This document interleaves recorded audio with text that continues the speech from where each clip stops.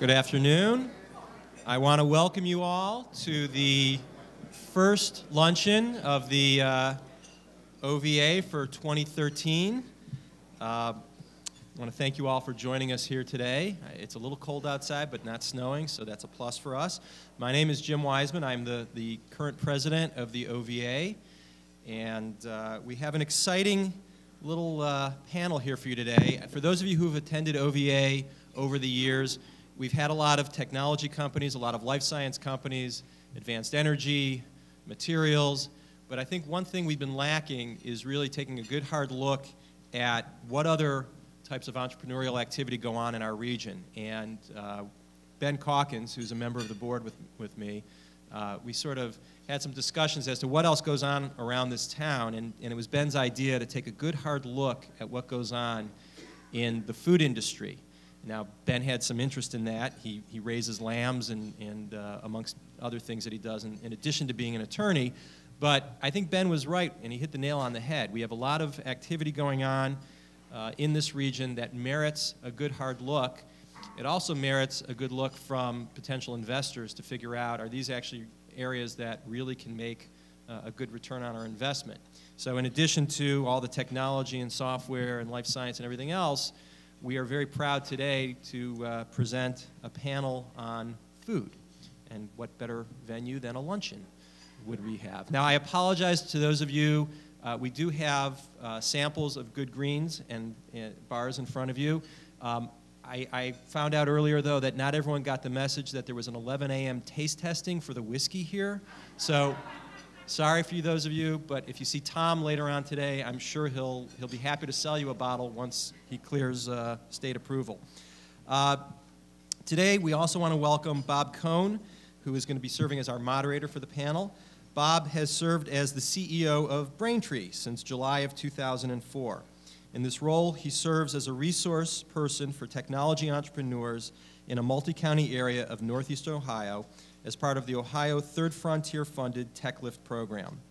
Previous to accepting the position at Braintree, Bob spent 10 years working as the regional manager for a Washington-based international business development agency and 1 year as an operations manager for a Columbus-based micro-enterprise program. Bob has lived in the Mansfield area since 1988 and is currently on the faculty of the Ohio State University Mansfield and OSU's Agricultural Technical Institute in Worcester.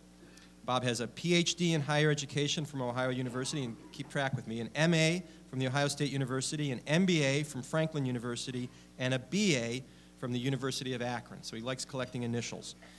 In his spare time, Bob enjoys traveling and has been to all 50 states, all 10 Canadian provinces, and I'm wondering how many of us actually knew that there were 10 provinces, but he's been to all 10 of them.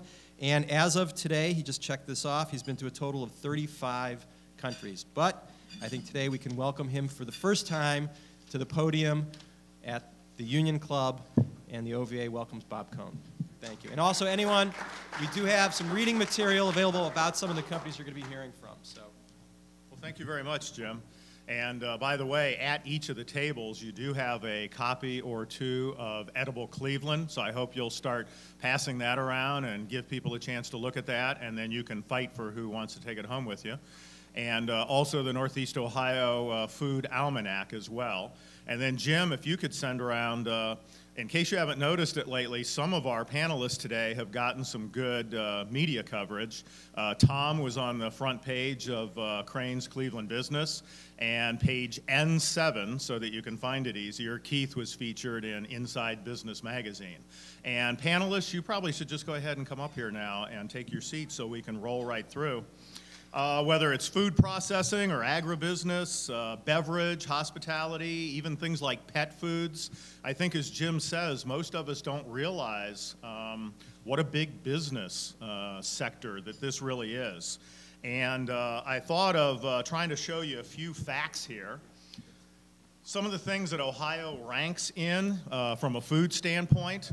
And a lot of times I think we think of commodity agricultural products as something that takes place west of here, and food processing as something that takes place east of here, and world-renowned restaurants and chefs, that's something that takes place far from here. But in reality, all of this is right here in Northeast Ohio, and that's actually the purpose of us being here today, to sort of celebrate Northeast Ohio's food and agriculture.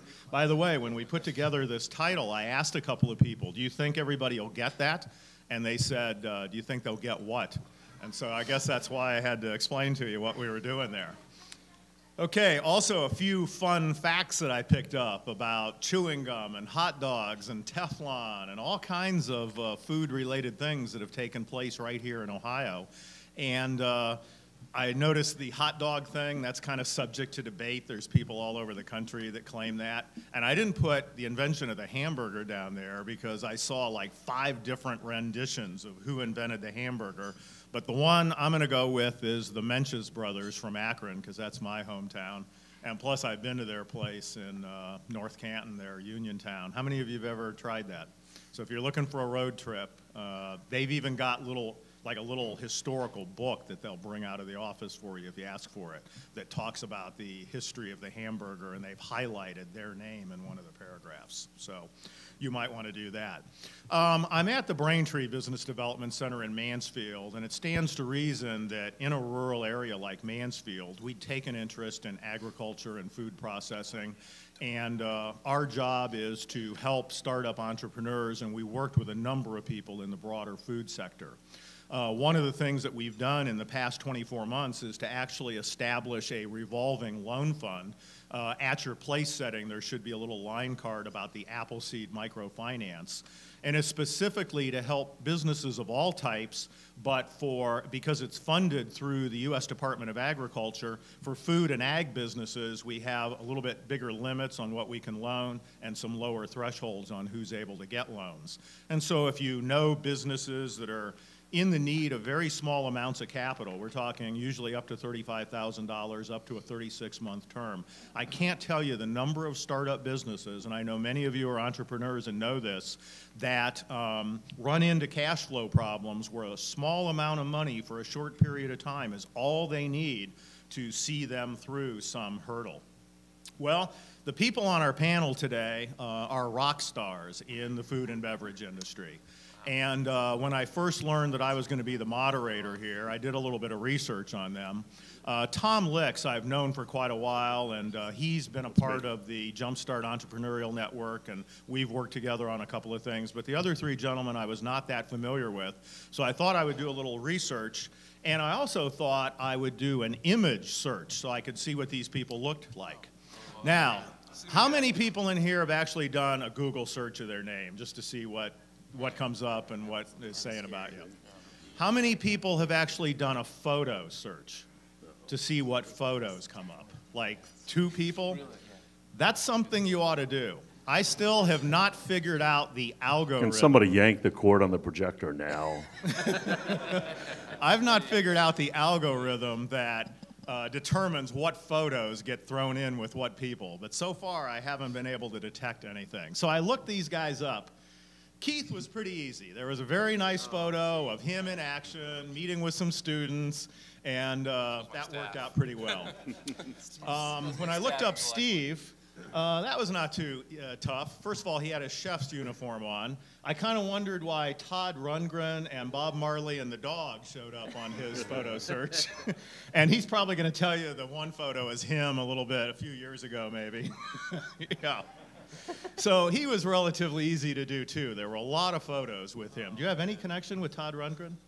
Yep. Okay. Played together several times. And there you go. Foodie. Okay, so I'm working on trying to figure out the algorithm. Tom was a little tougher, but there were 2 things that benefited my search. One was that I already knew him. The other is there's a very subtle clue in there as to who the CEO of Cleveland Whiskey might be. So I was able to figure that one out. Dave was the toughest one of all, and if you look real closely, all of those people resemble each other. In fact, I thought maybe Stay the classy, reason San Diego. this looks like his family reunion with Cousin Al with the bad toupee showing up too. I think if you put that toupee on all of them, they'd all look about the same, okay? Even the guy with the mugshot. So anyways, this is how I learned more about these people.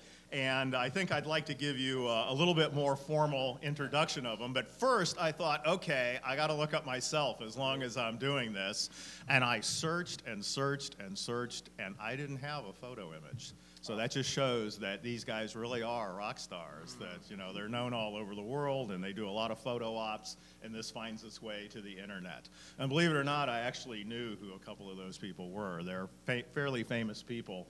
The guy with no shirt on is a famous boxer from the 1950s. He was actually French, so it would be Robert Cohen. And I also noticed none of these people had a resemblance to me, except maybe the lady on the far left. All right, well, let's talk about these people. David Allen Moss is going to be our first panelist. Each of these folks is going to say a little bit about themselves and their company or organization. Some of them have a few slides, some not. And since Dave's first, he'll tell you a little bit more about himself, but so that we can just roll through all four of them, let me kind of introduce the other three people that you'll hear after him. Steve Schimoler, many of you know, is the chef and owner of Crop Bistro and Bar in Cleveland. He's a consulting partner of Crop Bistro and Brewery in Stowe, Vermont. He's also president of Rolling Fire Enterprises. He does innovation and product development consulting. He's the founder of Cleveland Food Rocks.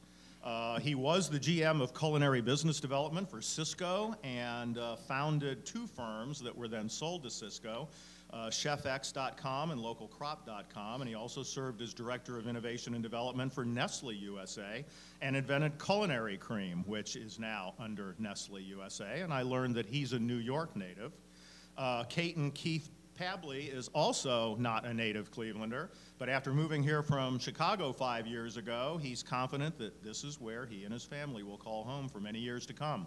He has a varied background that includes serving in the U.S. Navy, managing an international strategy consulting firm, area vice president for one of the largest healthcare staffing firms in the country, along with entrepreneurial ventures like owning a nightclub in Chicago.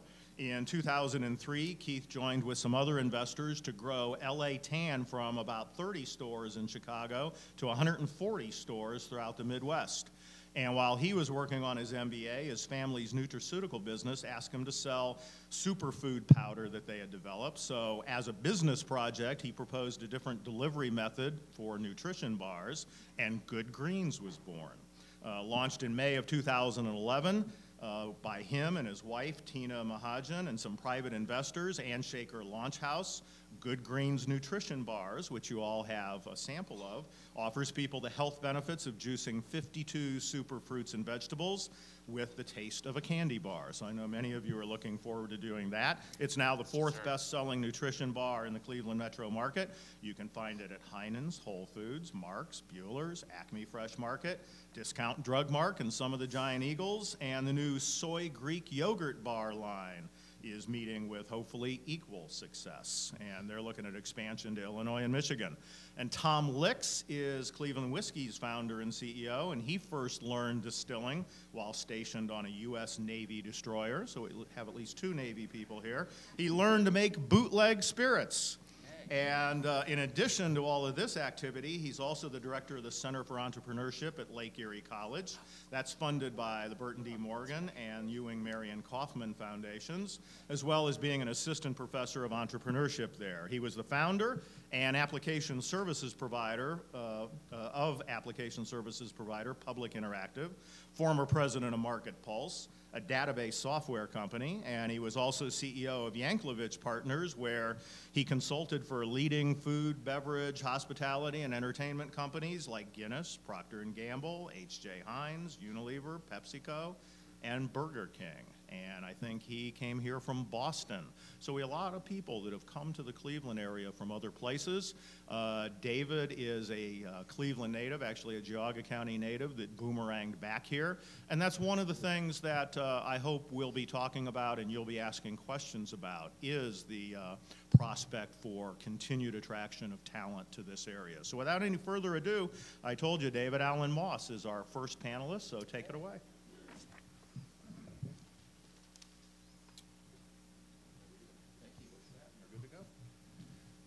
Well, Bob, I was kind of surprised that your search did not turn up the Moss Man, because just about every phone call I've fielded since I returned to Cleveland was like, oh, the Moss Man.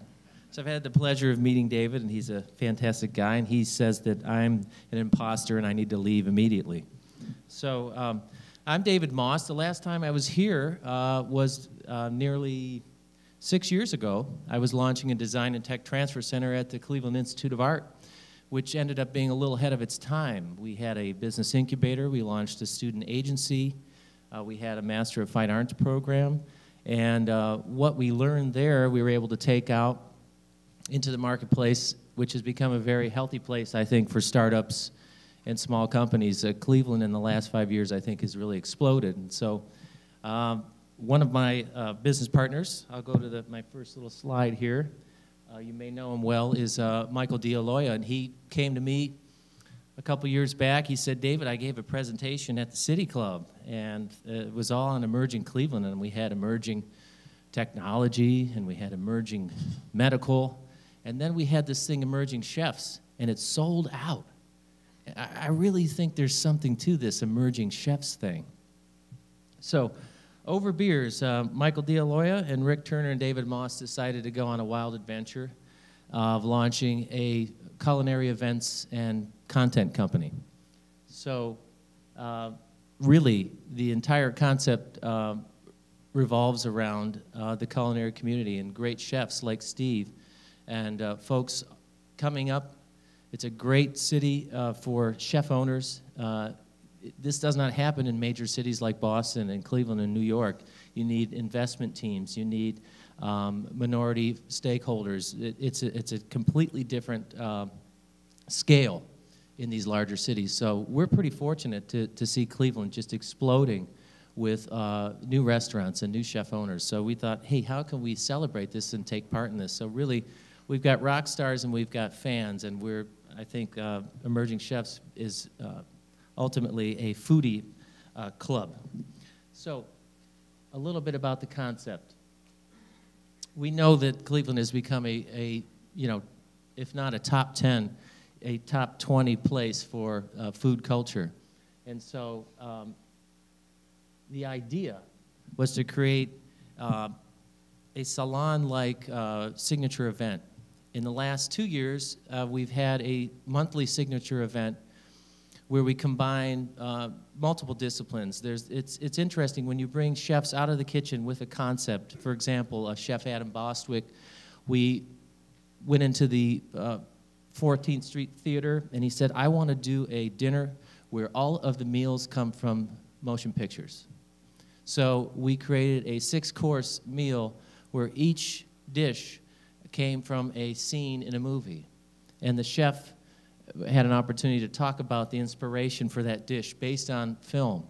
And so what we learned from these events, and it's been quite a learning experience, is that there's a lot of relation between entrepreneurship, design, branding, the event design itself, and so, what happens when these come together?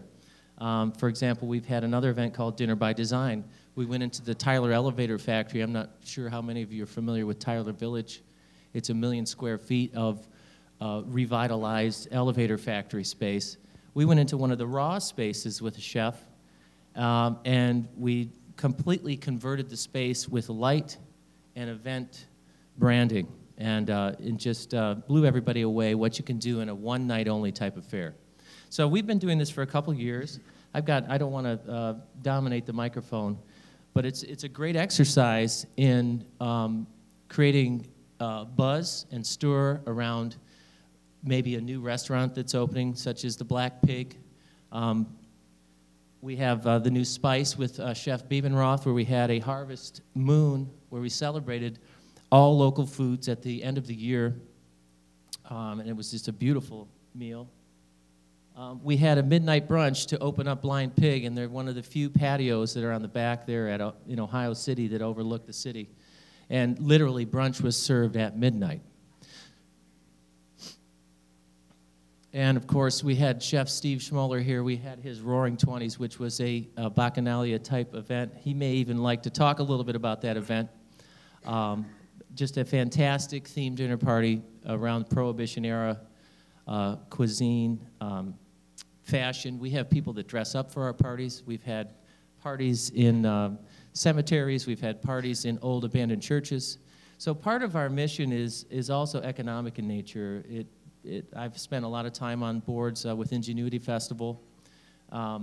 We have an opportunity to reawaken the community by going into these unknown venues and giving them a whole new lease on life with a one-night affair.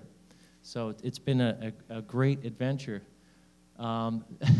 Most recently, we had Naughty Claus at Barceno. We had to close the doors. There were so many people showed up for the party. And I had an opportunity to pass out some gifts from Ambiance there. That's me there in the middle. So it turns out I get to wear the costumes at these parties because I'm the brander and the creative guy. So real quick about, and I'll hand the mic over here, what we've discovered is there's a lot of opportunity for the culinary community on an economic and growth side. We've really turned what we're doing into a content company. We've had a radio show on 1420. We've produced signature highlight reels and chef interviews in HD for every event. So we've built this content portfolio that we've had some interest in from other cities, Emerging Chefs Austin. You can imagine that the branded events are repeatable and scalable. We're talking with the city on having a food truck festival at Gordon Park. The idea is how much bigger can we go?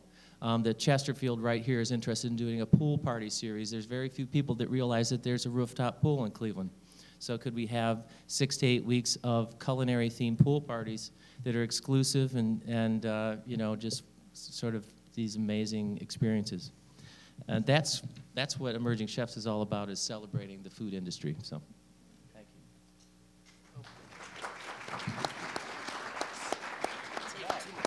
And so David mentioned how important it is to have chef-owned restaurants in helping to brand a city or a region as a food culture. And we thought, what better way to showcase that more than to have our very own Steve Schimoler. So you're on. Thank you. Good afternoon. It's an honor to speak to this group, especially on a subject that I know a little bit about and comfortable with speaking about. Hopefully, some of you or many of you have been to Crop before.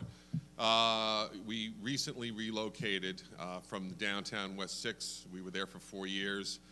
And I got the opportunity to get involved with the renovation and preservation of the location we're in now, which is the old United Trust and Bank building. You know, I'm a chef. Thank you for sharing a bit of my resume. But I've also been in the corporate side of the business and kind of a serial entrepreneur, inventions, intellectual property development. Very fortunate to have been involved with different levels of the industry. Nestle, the largest food company in the world, Cisco, food service distribution, the largest distributor in the world. So I look at this food business really a little bit differently. Crop is kind of the manifestation of my experience, and interestingly, Crop started the name as an acronym, stood for Custom Restaurant Operation Platform.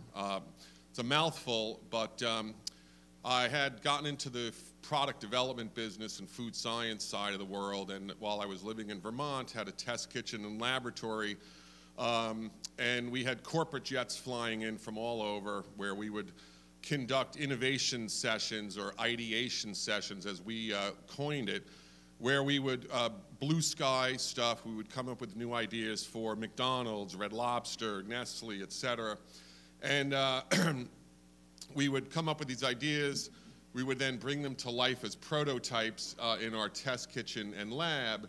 But what we were missing was a real-time venue to actually integrate these concepts for validation and understand how they performed in the kitchen, what was the best equipment to use on it, what was going to be the packaging, where were we going to make it, scalability, and then most importantly, do people want to buy it more than once? So we had our own kind of internal research. So after I left Nestle here, I decided to go back into it, and late night, saying, okay, I'm going to do the restaurant, and my purpose is that the restaurant is an extension of this product development business. So as I'm kind of writing out this business plan, executive white paper thing, and custom restaurant operation platform, Crop, there's the name. So any of you are interested, that is really how the name Crop kind of evolved. However, it does also represent a real passion and part of our business, which is our agricultural connection to the restaurant. And I could talk about many different things about the restaurant. Certainly, just quickly, yes, the Cleveland restaurant scene is really in an unbelievably great place. Kind of big fish, small pond. We have a very receptive local media that supports our efforts. Nationally, kudos to guys like Michael Simon, who have really done a great job of branding Cleveland even as much as he brands himself, which is a really admirable thing to do. Chefs really don't have egos that big. That's myth. That's total. That's not true at all. But we really do have an amazing restaurant scene that is dependent on customers. And Cleveland really is becoming this very hip, cool place. I tell the story. We have executives bringing in recruits from LA, Seattle, Atlanta. They bring them to Crop to introduce them to Cleveland, have a nice dinner, see what their knife skills and their dining etiquette is like. But what's very rewarding is that I've had a number of these young professionals who have relocated to Cleveland, and they're sitting at our chef's table and say, hey, I met you 3 months ago when I was recruiting, and I'm here, and I love Cleveland. At our lunch table today, I was just kind of talking about a perspective and the importance of food and kind of the economics. It really is very simple. I wrote a cookbook a number of years ago, several years ago, and the first line in it says oxygen, water, food, and sex. Everything else in life is a bonus. Well, think about it. Take away the oxygen and you're done very quickly. Have oxygen and water, you can survive for a little while. Add the food into that, and that's where we, as a species, really became sustainable, thus allowed procreation and building a race. The only one of those four things we actually can personally control is our food. And we are in a culture right now, in a time in history right now, where there's millions and millions of people who have become totally dependent on food suppliers and restaurateurs and convenience and prepared foods.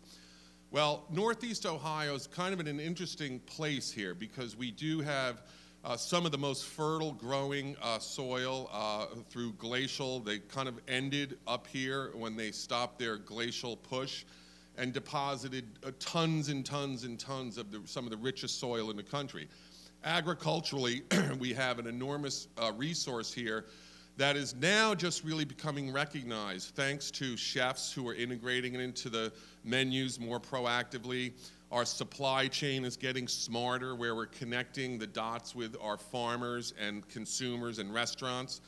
And we're in a position where Cleveland really can be kind of the new food epicenter. I lived in Vermont for a number of years, and Vermont, as an example, did an unbelievably great job of branding their state.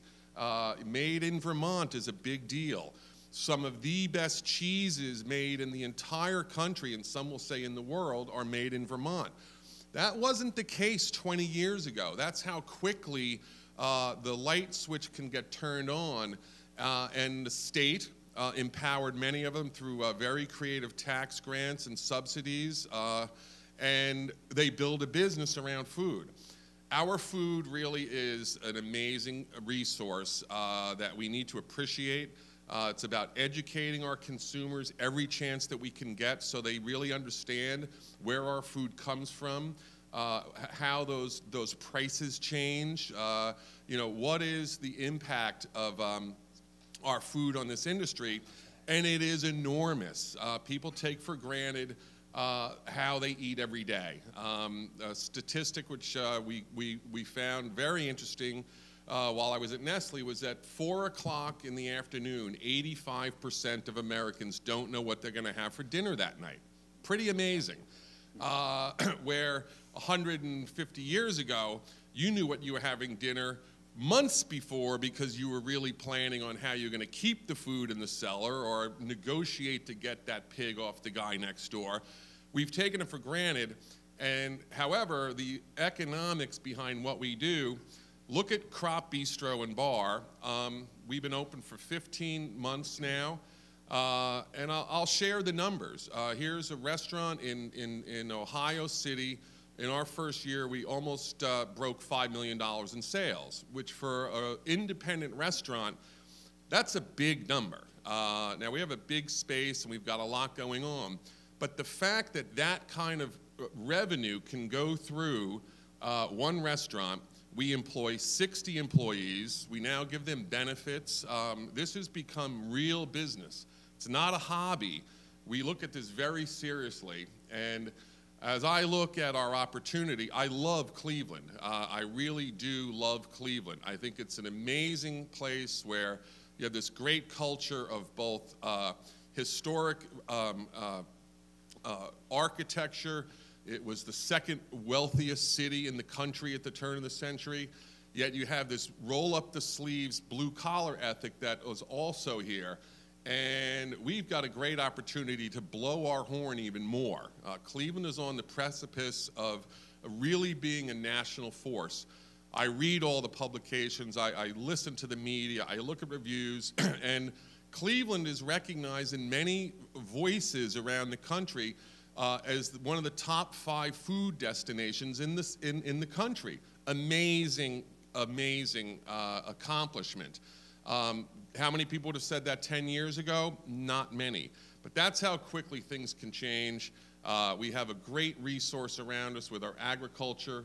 We have a lake, fresh water resource that is going to be invaluable in the future.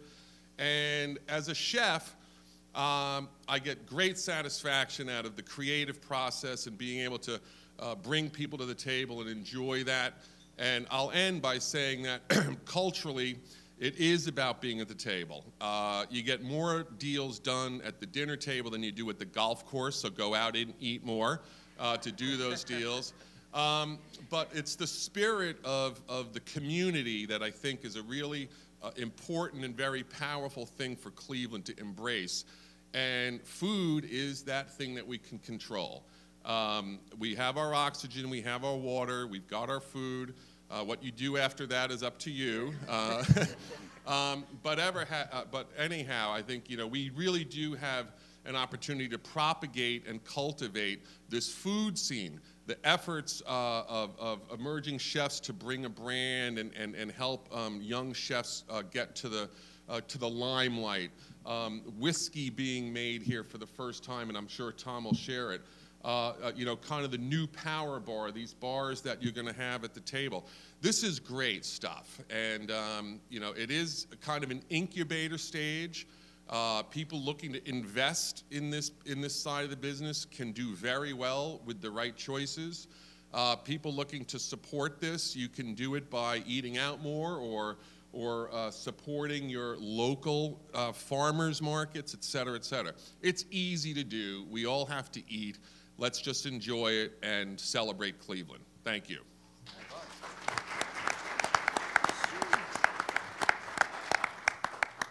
Well, let's turn now from Cleveland's exciting restaurant scene to more on the retail side and products that are going to ultimately end up with the consumer, with Keith next.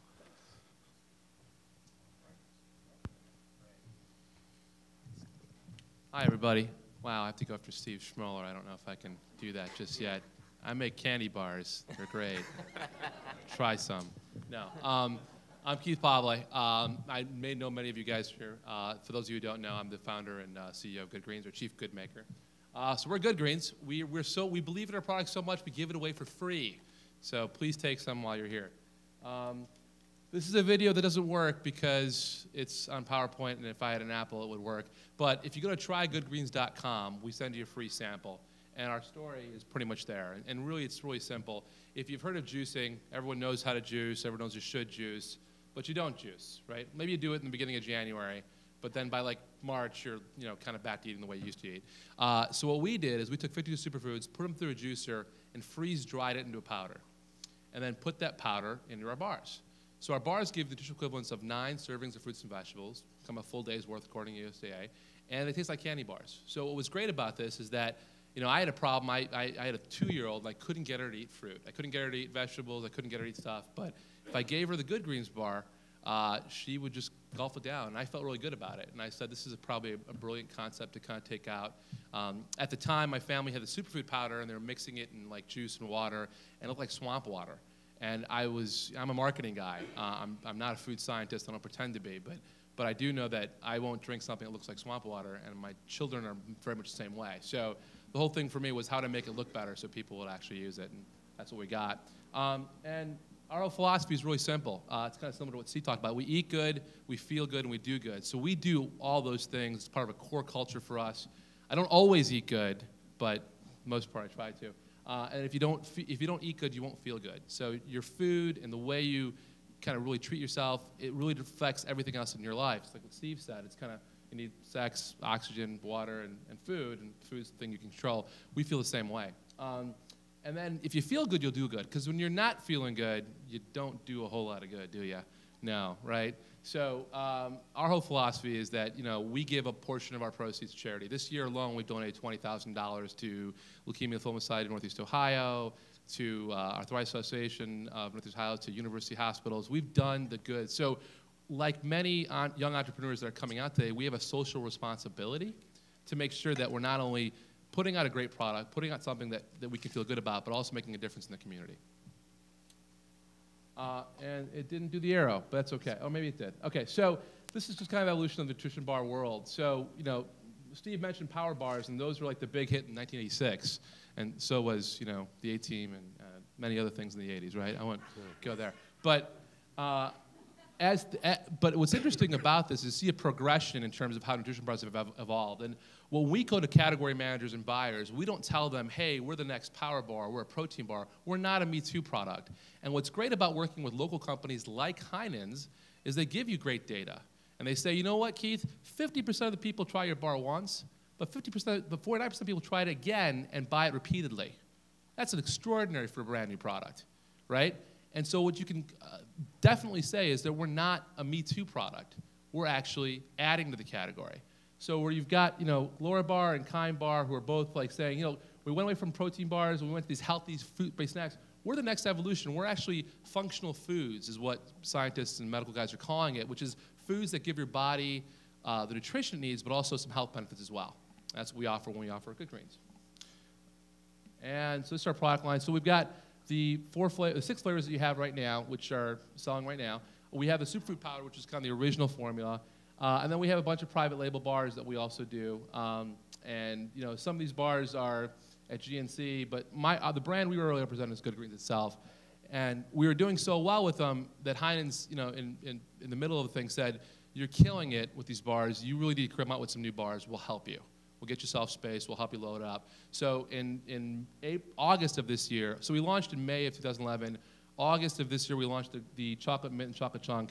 And then in October, we launched the soy Greek yogurt bar. So kind of some core tenets of our product is that we fit kind of niche markets.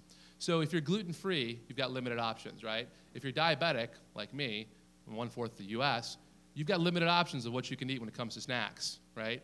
And if you're also vegan or dairy-free or dairy intolerance, there's limited options. So we play in those categories where you've got limited options. It's kind of a niche product, but it also kind of has mass market appeal, right?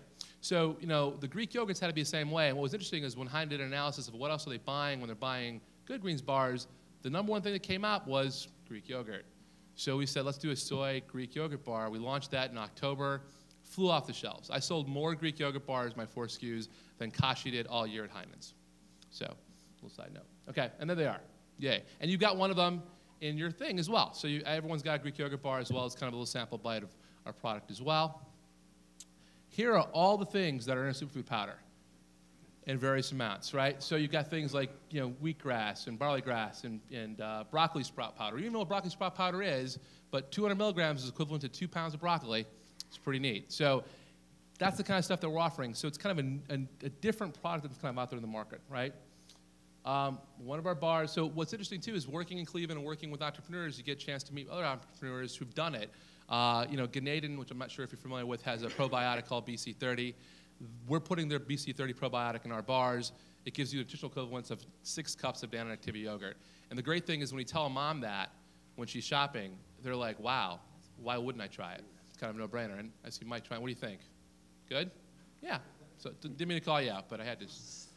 There you go.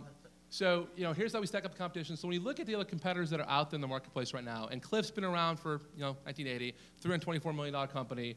Laura Bar was sold to General Mills in 2008 for, they're at $20 million, and they're now about 60. Kind's being ready to get sold. They're over 100 million. We blow them away nutritionally. We have more protein, we're less calories, we're lower in carbs, we're lower in sugars. We have a little higher fats, but those omega-3s. Those are good for you, so you can have those. And we also have the greens, and we have a differentiating product in terms of having greens and probiotics, which not a lot of bars have. And here's our success story. So here's what's happened to us since we started. And we've been all over the place. So we started, in May. We had a nice plain deal article. Again, never would have happened if I was anywhere else in Cleveland. I came from Chicago.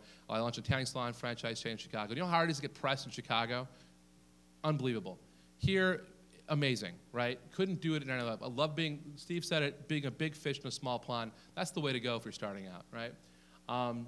So we raised some bridge funding in January, February, and then we started getting traction, as you can see. The interesting thing that came up to us is that what we found when we were sampling the product out is when we told people to local Cleveland-based company, like right now, if you have children and they're girls, you're maybe going Disney on Ice this weekend because they're in town for a week and everyone goes there. We're handing out coupons for you get a free bar if you buy a bar at Discount Drug Mart, because Discount Drug Mart's one of the sponsors of Disney on Ice.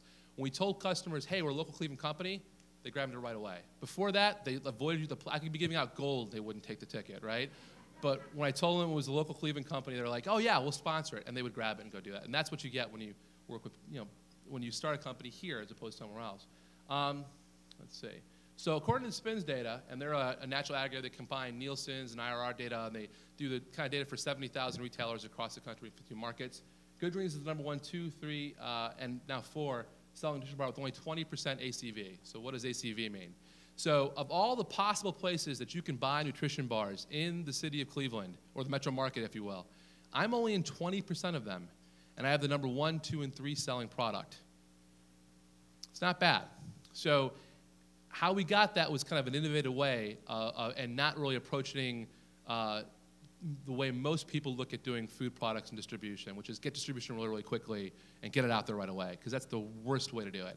We focused on getting the customers to fall in love with you, right? And when you did that, you're able to build a brand. And that's what I'm looking to do, is build a brand, not get a product on the shelf. So we're able to do that, and here's the data. Yay, right? So if you notice, and this is the 52-week data, so this is over a year. So remember, I launched in May. This is from September to September. I'm actually, if you look at the volume of numbers that I'm doing, I blow away some of the best bars in the market right now, including Cliff. Cliff's Country Peanut Butter is the number 1 selling bar in the country. And we blew away in terms of volume and numbers. Yeah, so, I guess we did this slide too. Okay, so, Heinen's is great. They're a unique shopper. How do you do everywhere else, right? So if you're great at Heinen's, how are you going to do everywhere else? So Mark's, for me, was a control, right? So they're a different retailer, different kind of customer, a lot more stores. Could I be the number 1 at Mark's where price is an issue versus Heinen's where you're going for the space? And the answer is I can. In fact, I'm the number 1 in Heinen's, Mark's, Buehler's, Acme, pretty much everywhere I've gone to, with the exception of Jewel, but now Discount Drug Mart, I'm the number 1 as well. So again, an Ohio chain. So it's actually pretty neat. And here's kind of a little timeline as to what we've done and where we've gone. And so we're on a run rate right now of 3 million. Not too bad for we did 1.9 million in last year. Not too bad for a company that started 18 months ago. And what's interesting now is the growth is even more. We're actually turning down opportunities because we're like, we're not ready to go to Costco. We're not ready to go. So let's do some test markets. Let's figure it out first. So our philosophy is very, very different. It's not get to it quickly, it's very much let's make it grow and work the way it's supposed to. Kind of what we did here in Cleveland, right? So, and that's it. That's my thing. So, hopefully it was. And we'll end our panel with a man who's probably on the receiving end of more lame jokes about his product than any other entrepreneur I know, so I will not add to that. Okay. Well, so the bad news is that I didn't bring samples. We're not authorized to sell in the state yet. Hopefully that'll happen in the next couple of weeks. We have an appointment with the Ohio Liquor Commission to do that really soon. The good news is that I sort of expected when I was going to be on a panel that we'd just sort of be sitting at a table and Bob would ask a couple of questions. So I didn't develop any slides, so I'm not going to have a very long presentation. And since I'm the last presenter, that's probably a good thing. I will tell you a little bit about whiskey and a little bit about Cleveland whiskey. So whiskey, and a lot of people think about, in fact, even at the table, people were asking, well, what is whiskey? How do you make whiskey? What do you do with whiskey? And is Scotch whiskey? Is bourbon whiskey? So let's start with just whiskey in general. Whiskey includes Scotch. It includes bourbon. It includes rye. It includes Canadian whiskey, all sorts of blended whiskey. It's sort of the big category. What we're making right now is a bourbon whiskey, and bourbon by definition, well, actually, let me start with, bourbon doesn't have to be made in Kentucky. The people in Kentucky sort of like to, say that that's true or encourage that that's true. It's not true. You can make bourbon anywhere, but it has to be at least 51% corn. Our bourbon is a higher ratio of corn. And then it can have other grains, but 51% corn. It has to be aged in a new American oak charred barrel. I suspect that it was some lobbyist for the cooperage industry or the forest industry that said it had to be a new barrel. I think it's rather wasteful of resources like our big oak trees. And the Scotch industry doesn't have that prohibition, so they buy all of our bourbon barrels, and most of the Scotch that you drink on the market has been aged in secondhand bourbon barrels. So when you taste a good Scotch, it's really the bourbon that's in it that's making a good whiskey. Whiskey itself, it's a $20 billion worldwide market. So it's a big business, whiskey. That doesn't include gin and vodka and everything else. I'm only talking about whiskey, $20 billion. And it's growing rather quickly. The Chinese are drinking more whiskey. They mix it with green tea. I'm not really sure why, but if they're drinking it, that's fine. India is drinking a lot more whiskey. In fact, last year, the growth of imported whiskey into India went up 37 or 39%, so that was pretty incredible. Russia, at the high end, which has always been a great vodka drinking country, is now switching to imported whiskeys, scotches, and bourbons. So the opportunity is rather big. What's happening, though, is we actually have a looming whiskey shortage. You can't crank up production like cornflakes or computer parts. When you make whiskey, typically you distill it and you put it in a barrel.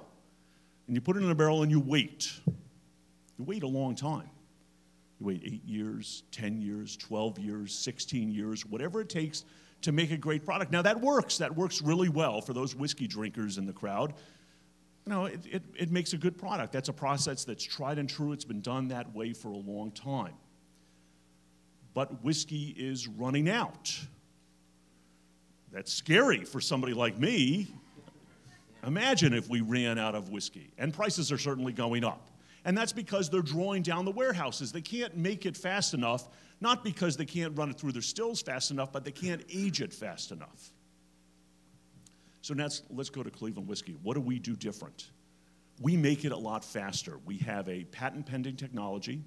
And we've had a tremendous amount of help from a lot of the entrepreneurship support organizations, including Magnet and Jumpstart, Braintree, all of the organizations that really help new startup companies. But we have a technology that ages it a lot faster. You might wonder how fast it ages. And sometimes I tell people and sometimes I don't. But we accomplish in a matter of days what takes years in a barrel. We take the same natural process. In a barrel, during a 24-hour period, you have a heating cycle and a cooling cycle. even off-season that happens, which changes the pressure slightly in the barrel. That pressure changes forces the alcohol into the pore structure of the oak, and it pulls out flavors when it's then ejected. Well, now imagine a sponge. Put a sponge in a bucket of water, you squeeze it and you let it go, and you squeeze it and you let it go. How aggressively it absorbs liquid into that sponge and how quickly it's pushed out. Well, we use something called pressure aging.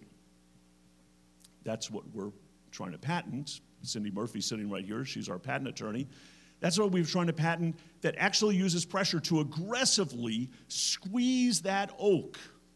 So we take oak and we put it inside stainless steel pressure-capable containers, and we apply pressure, and we do it very frequently. So rather than waiting for that 24-hour cycle, we do it much, much faster, and we use much more extreme pressures.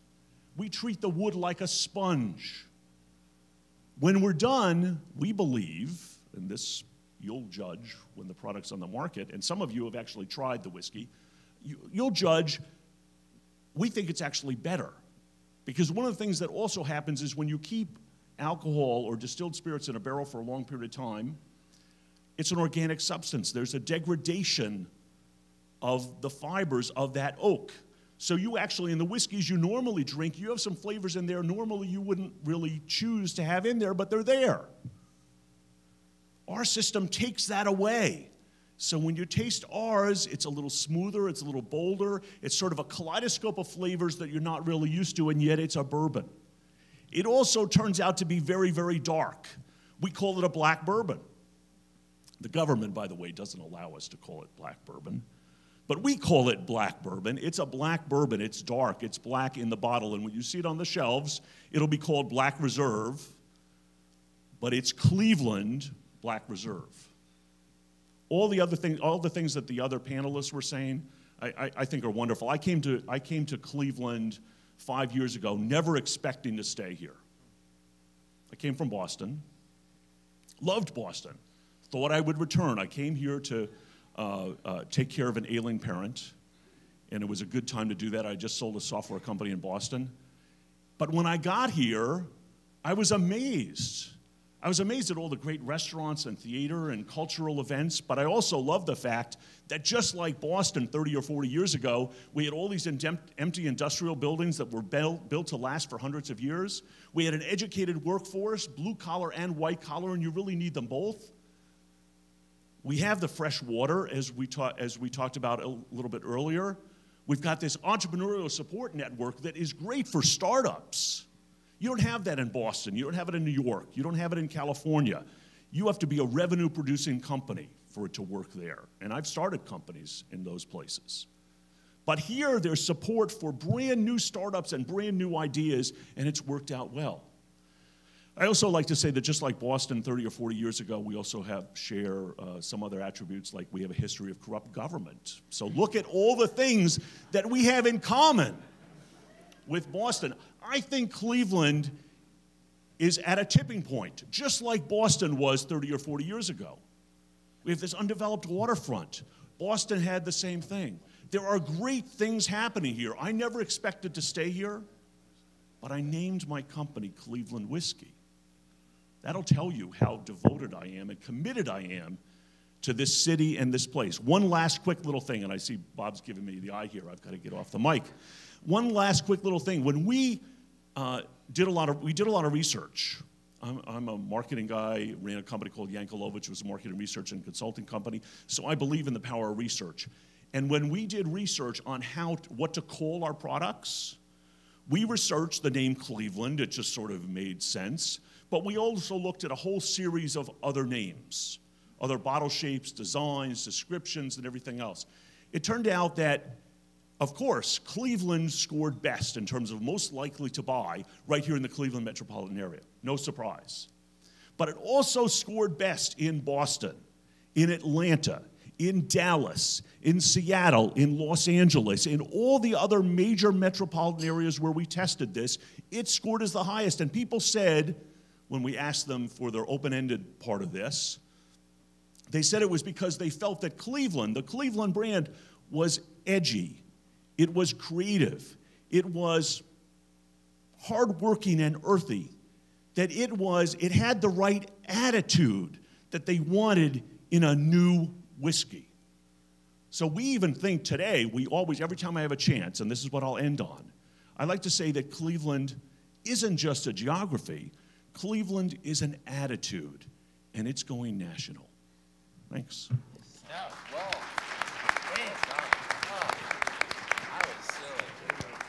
Well, what a super note to end our panel on. We've got in our remaining 8 minutes, I do want to give an opportunity for anybody that has questions they want to ask of these folks. I had prepared about 3 questions to ask you. Hopefully I won't even need to. One of them was try to catalog what Cleveland and Northeast Ohio has to offer, and I think they nailed that. So we really, I hope you were as appreciative of getting some insight into these entrepreneurs' stories as I was. Couple of quick questions. Yes.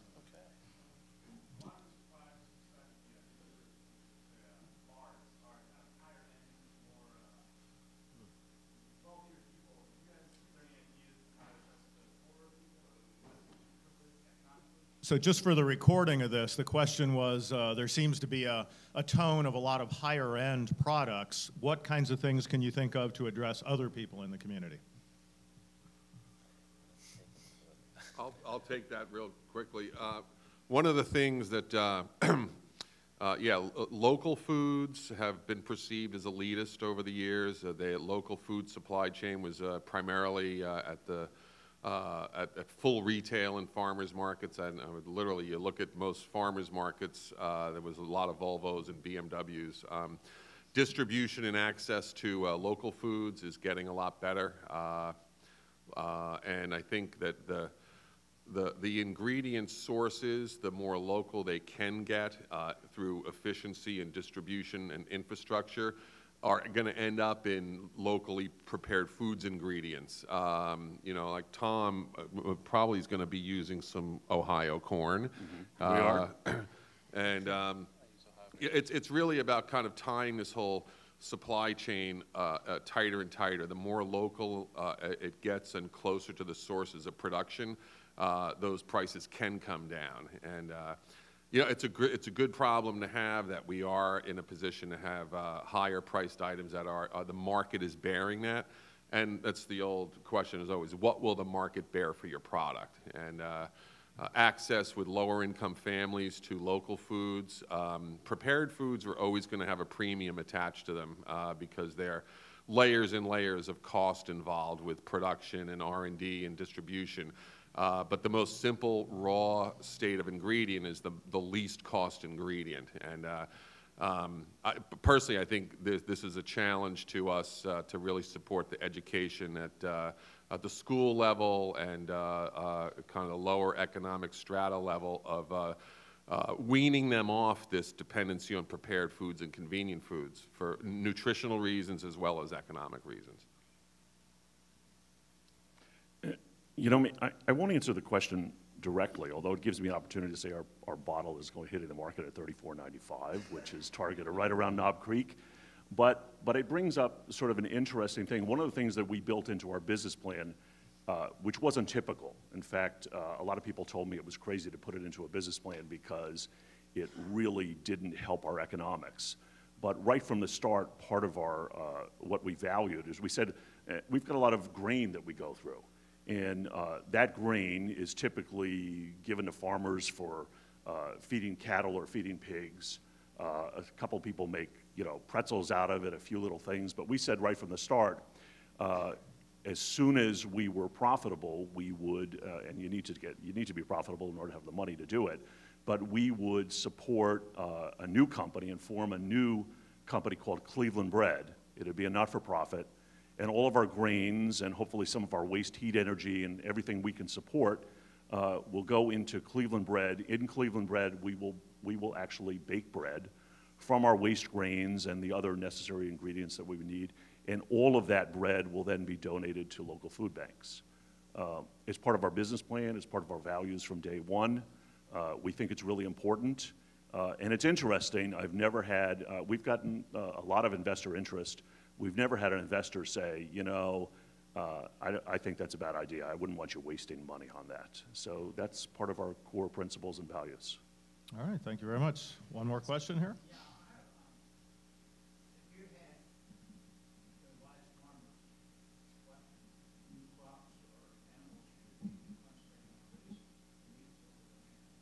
The question is, what should farmers be thinking about in terms of new crops or livestock to meet demand?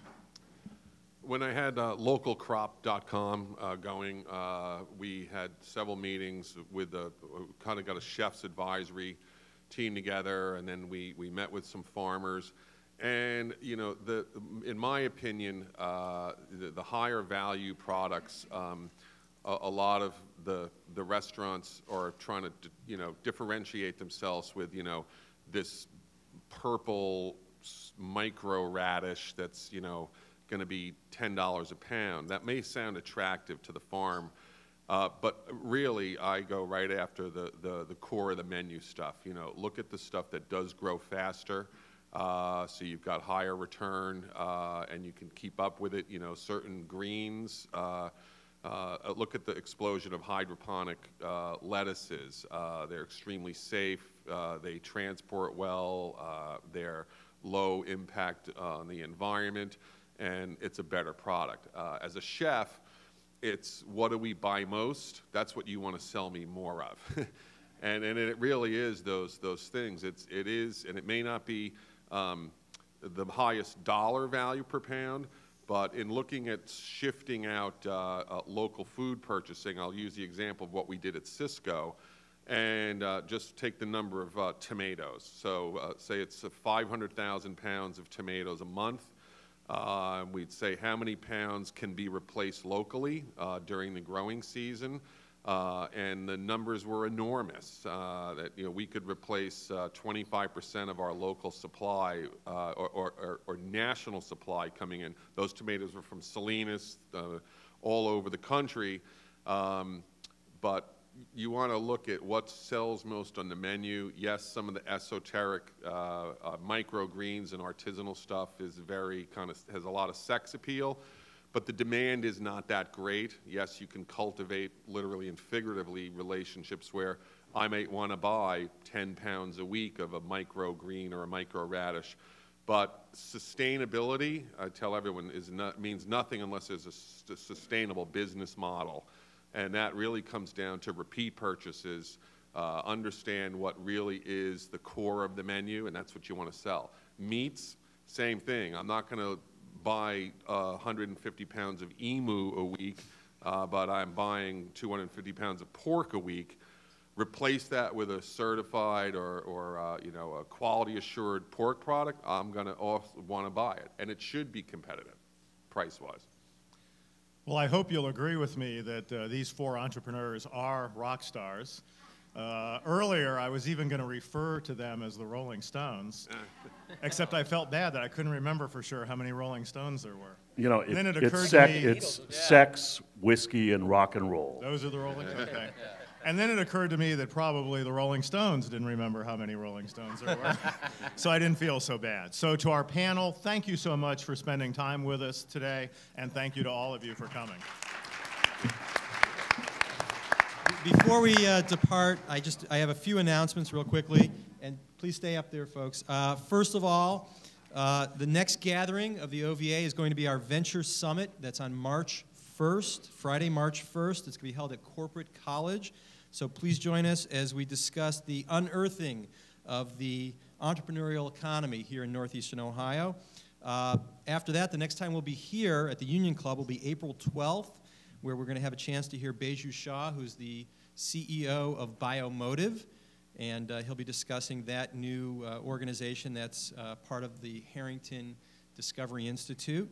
And then lastly, nominations are open for our Venture of the Year Award, and you can check the ohioventure.org website to pick up a nomination form. And again, this is for our 2012 Ventures of the Year. Nominations are open, and that award ceremony will be held in June.